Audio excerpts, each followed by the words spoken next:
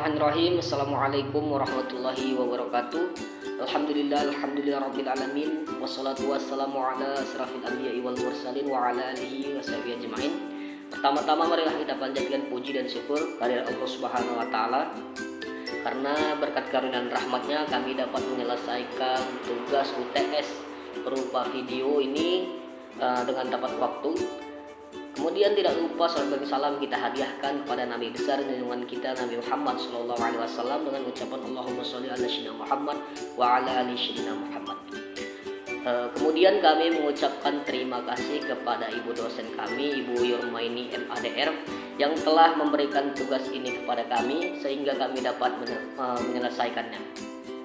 Adapun materi kami yaitu tentang analisis titik impas. Adapun saya di sini yang bernama Mirza Mahendra Siregar sebagai materi pertama yang akan menjelaskan tujuan dan manfaat dari analisis titik impas. Kemudian ada rekan saya yang bernama Widiani Hasibuan sebagai pemateri kedua yang akan menjelaskan tentang tujuan, kemudian pembentuk dan interpretasi dari analisis titik impas. Kemudian rekan saya yang berikutnya yaitu Yuli Anggraini yang akan menjelaskan tentang metode serta contoh dari analisis titik impas. Baik, semoga video ini dapat bermanfaat bagi kita semua, khususnya kepada teman-teman MJ7A, yang mana video ini akan menjelaskan tentang apa itu analisis titik impas atau biasa disebut analisis break-even point. Terima kasih. Baik, di sini saya akan menjelaskan tentang pengertian serta manfaat dari analisis break-even point. Break-even point adalah posisi di mana perusahaan tidak memperoleh laba dan tidak menderita kerugian. Analisis titik impas atau BEP sangat penting bagi manajemen untuk mengambil keputusan untuk menarik produk atau mengembangkan produk atau untuk menutup anak perusahaan yang tidak menguntungkan. Dengan kata lain, suatu perusahaan dikatakan impas jika jumlah pendapatan atau penghasilan sama dengan jumlah biaya, atau apabila laba kontribusi hanya dapat digunakan untuk biaya tetap saja. Menurut Mulyadi tahun 2001 menyatakan bahwa titik impas adalah keadaan suatu usaha yang memperoleh laba dan tidak menderita rugi. Suatu usaha dikatakan impas jika jumlah pendapatan atau revenue sama dengan jumlah biaya, atau apabila laba kontribusi hanya dapat digunakan untuk menutup biaya tetap saja. Menurut Munawir tahun 2004, beliau menyatakan bahwa break-even point adalah suatu keadaan di mana dalam operasi perusahaan tidak memperoleh laba dan tidak menderita rugi atau penghasilan total biaya. Menurut Jarwanto dalam buku Dr. Haji Rusdiana MM, break-even point adalah suatu keadaan impas, yaitu apabila telah disusun perhitungan laba dan rugi suatu periode tertentu, perusahaan tidak mendapat keuntungan dan tidak menderita kerugian. Baik, di sini saya akan menjelaskan tentang manfaat dari analisis titik impas atau analisis break-even point. BEP amatlah penting jika kita membuat sebuah usaha agar kita tidak mengalami suatu kerugian, baik itu usaha yang bergerak di bidang jasa atau manufaktur.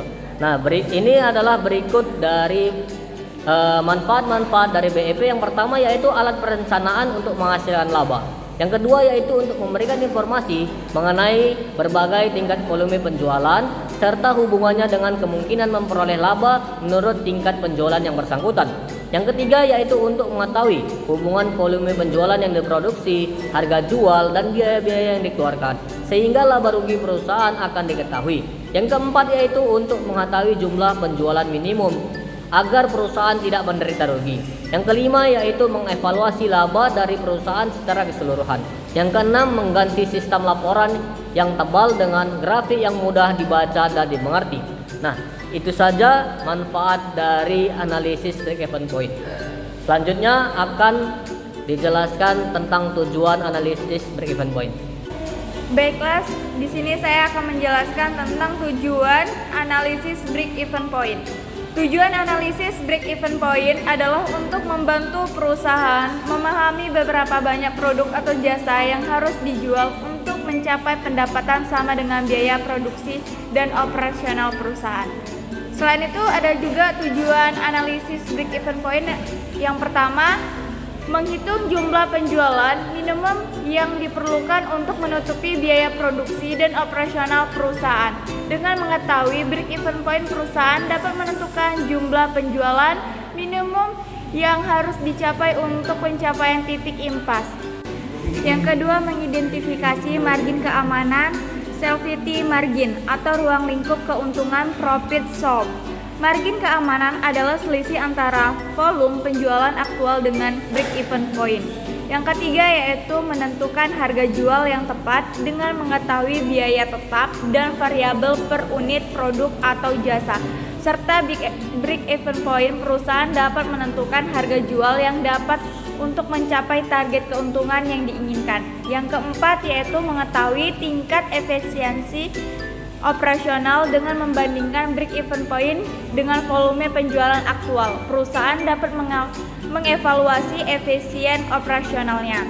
Dengan memahami tujuan analisis break-even point, perusahaan dapat menggunakan informasi tersebut untuk mengambil keputusan bisnis yang tepat dan meningkatkan kinerja keuntungan perusahaan.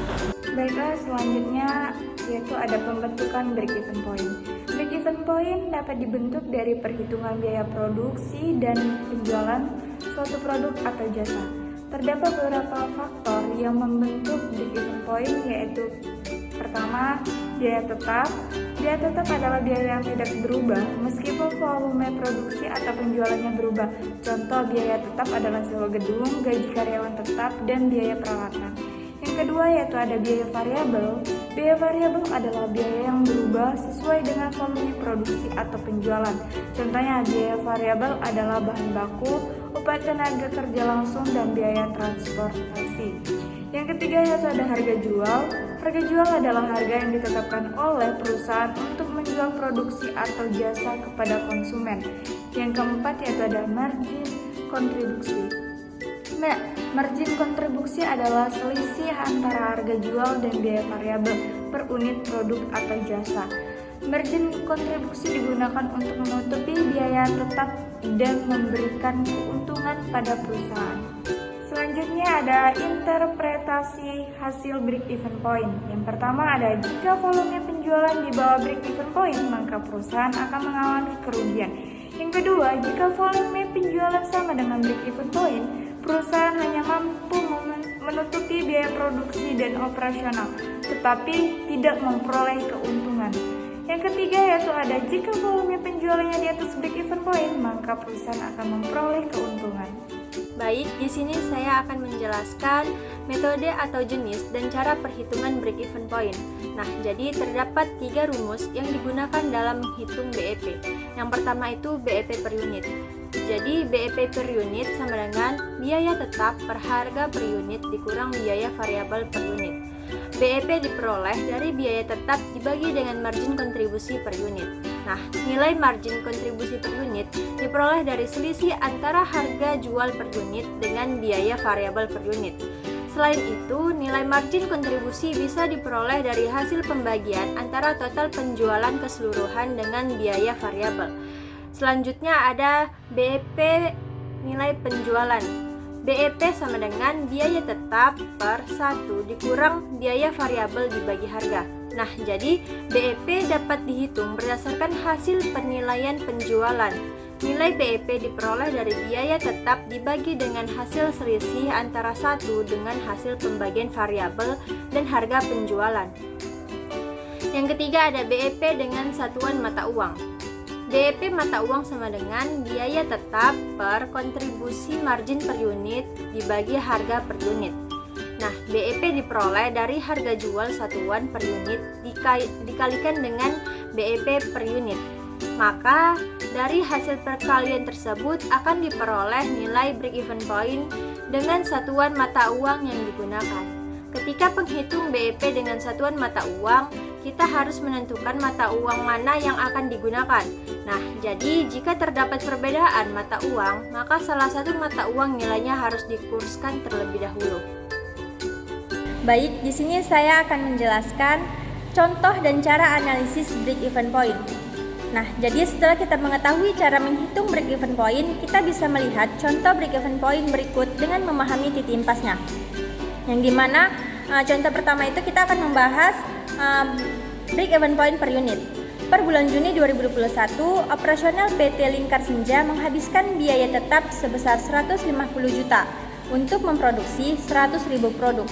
Variable cost per unit adalah 60.000 dan harga per unit produk sebesar 100.000. Pertanyaannya, berapa break-even point per unitnya? Jadi, setelah kita mengetahui rumus sebelumnya, break-even point per unit itu biaya tetap per harga per unit dikurang biaya variabel per unit, yang dimana 150 juta per 100.000 rupiah dikurang 60.000, yang dimana hasil dari pengurangan dari 100.000 dikurang 60.000 itu 40.000. Jadi 150 juta per 40.000 hasilnya adalah 3.750. Maka break even point per unit PT Lingkar Senja per bulan Juni 2021 sebesar 3.750. Baik, contoh selanjutnya break even point per penjualan. Per Juli 2022, Pak Rizal berhasil mendapatkan omset sebesar 100 juta rupiah. Pengeluaran biaya tetap sebesar 20 juta rupiah dan biaya variabel sebesar 40 juta rupiah. Pertanyaannya, berapa break even point per penjualan Pak Rizal? Nah, rumus dari break even point per penjualan itu biaya tetap per 1 dikurang biaya variabel dikurang harga. Jadi 20 juta rupiah per 1 dikurang 40 juta rupiah per 100 juta rupiah, yaitu 1 dikurang 0,4, yang dimana 1 dikurang 0,4 itu hasilnya 0,6. Jadi 20 juta rupiah per 0,6 hasilnya 333.333 rupiah. Maka break even point penjualan Pak Rizal bulan Juli 2021 sebesar 33.333.333 rupiah. Baik, contoh ketiga, break even point per biaya. PT Lingkar Senja di bulan Agustus 2022 memproduksi 500 unit semen dengan biaya tetap sebesar 15 juta rupiah dan biaya variabel sebesar 60.000 per unit semen. Jadi pertanyaannya di sini, berapa break even point per biaya yang didapat PT Lingkar Senja? Nah, total variable cost itu 60.000 dikali 500 unit. Hasilnya 30 juta rupiah. Seperti yang kita ketahui, rumus dari break even point per biaya, total fixed cost ditambah total variable cost per total unit. Jadi 500 juta rupiah ditambah 30 juta rupiah per 500 rupiah hasilnya 45.000 per 500 rupiah, yang dimana hasil penjumlahannya yaitu 90.000 rupiah. Maka break even point per biaya PT Lingkar Senja pada bulan Agustus 2021 adalah 90.000 per unit. Jika PT Lingkar Semen persanya harus lebih tinggi, BEP yang harus dihasilkan.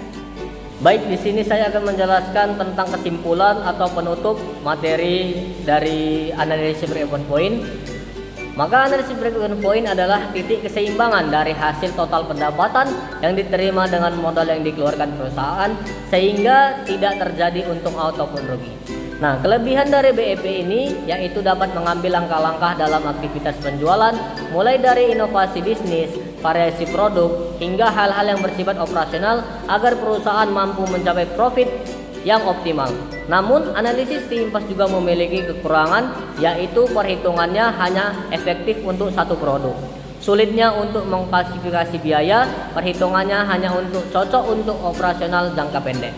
Nah, analisis diimpas atau break-even point berbeda dari analisis lainnya karena analisis diimpas atau BEP ini berfokus pada menentukan level penjualan di mana pendapatan sama dengan biaya, sehingga perusahaan tidak mengalami laba atau rugi. Ini berbeda dari analisis lainnya. Analisis diimpas lebih fokus pada keseimbangan antara pendapatan dan biaya untuk mencapai laba nol. Sementara analisis lainnya terkait dengan aspek-aspek spesifik dari kesehatan keuangan perusahaan atau tren jangka panjang.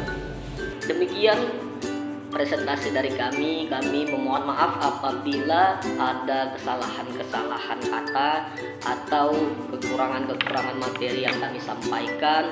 Kami mohon maaf kepada teman-teman atau kepada viewer, kepada ibu dosen, dan mohon ampun kepada Allah Subhanahu wa taala, dan kami bersedia untuk menerima kritik dan saran dari teman-teman. Demikian yang dapat kami sampaikan, semoga bermanfaat bagi kita semua. Bila taufiq wal hidayah. Assalamualaikum warahmatullahi wabarakatuh.